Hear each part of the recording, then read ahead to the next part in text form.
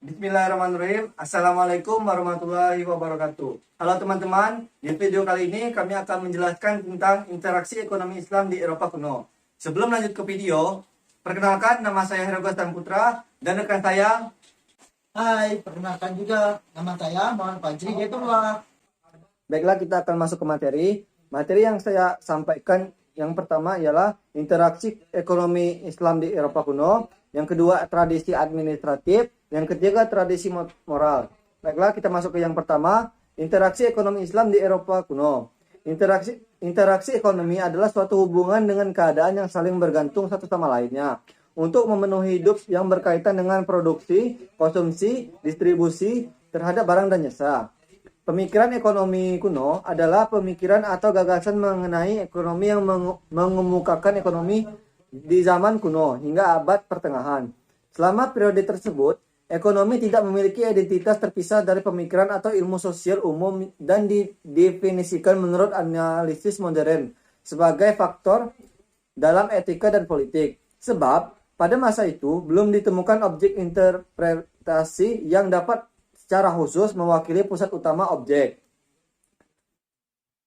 Pemikiran ekonomi kuno mempunyai pengaruh besar terhadap pemikiran ekonomi modern awal. Proses ekonomi yang berkembang di masyarakat merupakan matriks kompleks dari individu, organisasi, hukum, dan hubungan yang terjalin di antaranya. Sedangkan matriks itu merupakan hasil gabungan antara persepsi, nilai, kepercayaan, pengetahuan, dan teknologi. Yang kedua ialah tradisi administratif. Tradisi administratif kuno menekankan kepemimpinan personal dan pengambilan keputusan yang melibatkan tenaga kerja, material, dan organisasi yang efisien. Dilihat sejarahnya, terdapat bukti bahwa manusia primitif dan nenek moyang mereka berkembang di Afrika Timur sebagai pemburu yang berkumpul dalam keluarga besar.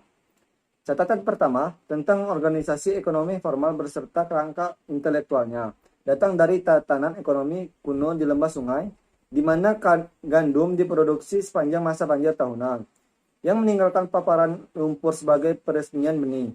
Di lembah sungai Nil dan Eufrat, hasil panen yang tinggi dan kondisi cuaca yang kering untuk lumbung penyimpanan menghasilkan terbentuknya populasi penduduk yang stabil. Yang ketiga ialah tradisi moral. Tradisi moral ialah penekanan moral dari sistem diberikan oleh hukum yang tak tertulis. Sebuah tradisi dari Timur Dekat yang menjamin keramahan terhadap orang asing, penghormatan orang tua, dan penghormatan pada dewa-dewa.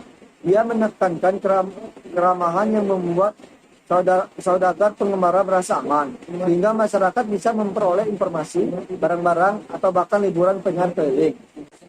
Baiklah, materi selanjutnya akan dilanjutkan oleh rekan saya yaitu Muhammad Fajri Gaitullah. Pada Fajri. Baiklah, saya akan melanjutkan materi dari Herogo Putra, yaitu analisis interaksi ekonomi, hukum Romawi, uang, dan perekonomian. Tahu nggak hubungan ekonomi yang paling awal? Hubungan ekonomi yang paling awal adalah distribusi atau alokasi dalam sebuah keluarga dalam teoknis pada tahun 335 sampai 360. Ada mitos mengenai Prometheus membagi seekor lembu dengan Zeus. Sebagaimana kebanyakan mitos, cerita ini juga memiliki berbagai versi yang terkadang saling bertolak belakang. Tetapi mitos ini merupakan salah satu contoh paling tua tentang digunakan sistem formal untuk membagi harta rampasan dan warisan.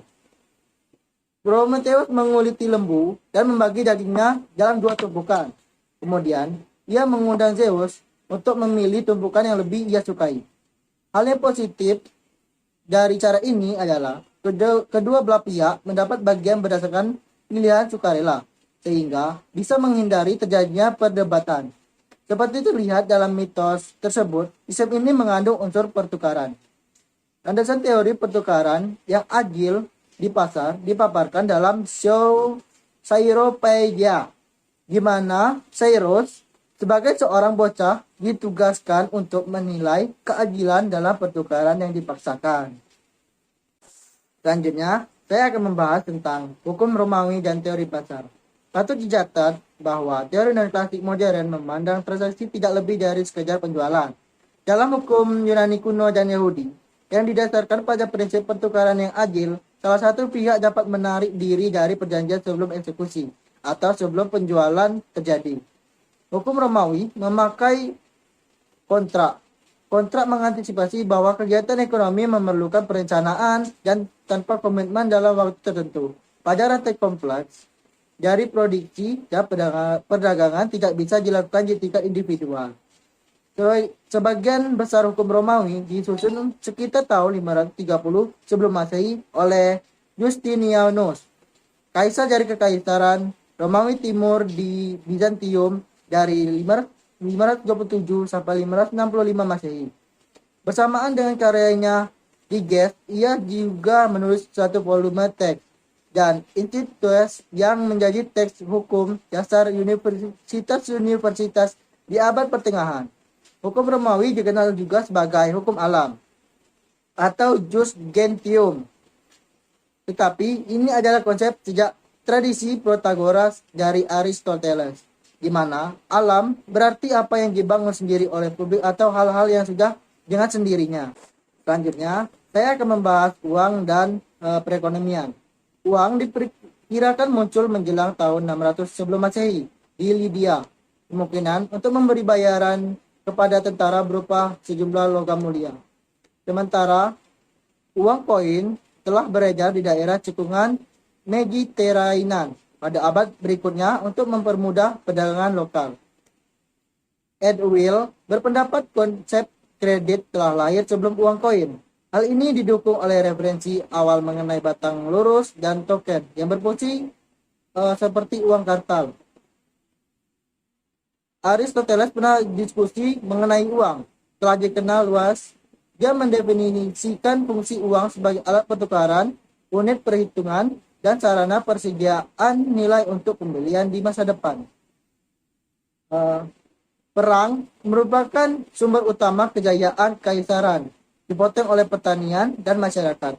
Puncaknya, pada masa kekaisaran Romawi, sebuah terobosan terjadi di bidang fisikal, di mana tanah yang produktif dikenai pajak sebagai sumber kekayaan negara, sehingga tidak hanya mengandalkan harta, rampasan, dan retribusi dari warga negara kaya. Ada 3 fenomena menunjukkan pengertian ekonomi terhadap waktu.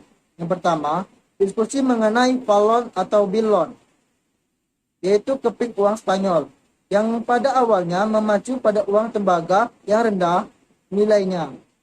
Mulai mencatat pentingnya koin recehan untuk meningkatkan pertukaran di kalangan masyarakat umum.